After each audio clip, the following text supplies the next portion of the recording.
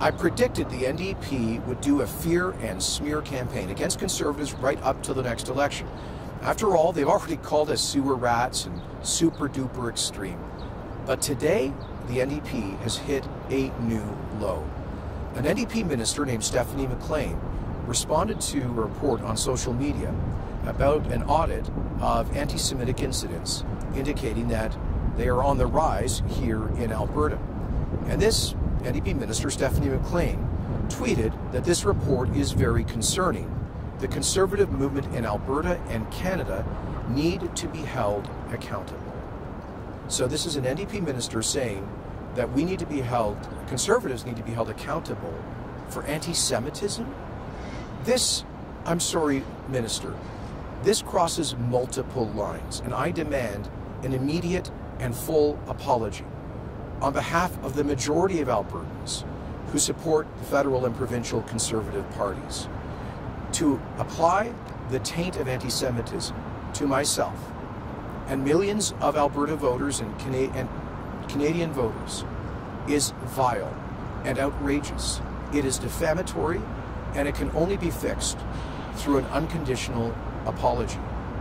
It's interesting that the minister says this about a B'nai B'rith report. Guess what? B'nai B'rith is run by a man named Michael Mostyn, a close friend of mine. He's the president and CEO. He's the man who issued this report about anti-Semitism, and he's a former Conservative candidate. I was proud to be the minister of the federal government that led Canada's application to the International Task Force on Holocaust Education, Commemoration, and Research. I was the minister who called for the Organization for Security and Cooperation in Europe to retain a specific focus on anti-Semitism as a uniquely durable and pernicious form of hatred, as opposed to efforts by parties of the left in Europe to reduce the focus on anti-Semitism, and particularly the new anti-Semitism. I was the minister of the federal government that implemented a zero-tolerance approach for anti-Semitism, defunding organizations that had received government funds and whose leadership had engaged in expressions of anti-Semitism and support for extremism or terrorist organizations. In making that decision, by the way, to defund organizations like the Canadian Arab Federation, I was attacked by the NDP. I was the federal minister who hosted the Interparliamentary Conference on Combating Anti-Semitism in Ottawa that came up with the Ottawa Protocol that articulated a definition of anti-Semitism as including efforts to single out and scapegoat the Jewish homeland for hatred or opprobrium.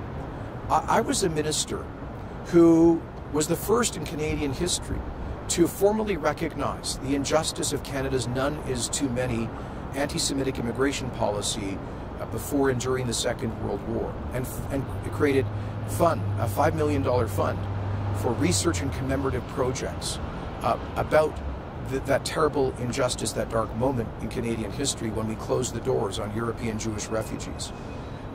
I was a minister who, along with Prime Minister Stephen Harper, vigorously stood up and defended the Jewish homeland Israel and its right to defend its people from the violence of the new anti-Semitism. I was a minister who helped to create the Security Infrastructure Project that provided funds to dozens of synagogues, Hebrew schools, and Jewish community institutions so they could upgrade their security to protect themselves from vandalism and potential violence.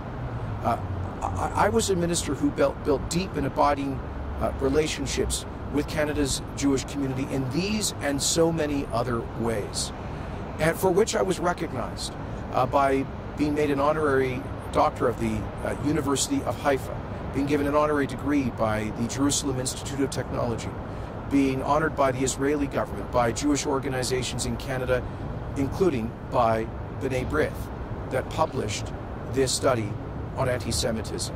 So, Minister, for you to suggest that I and the movement that I helped to lead here in Alberta is in any way responsible for anti-Semitism is vile. It is beneath anybody in public office, and once again, I call upon you to do the right thing and unqualifiedly apologize to millions of Alberta and Canadian Conservatives for your defamation.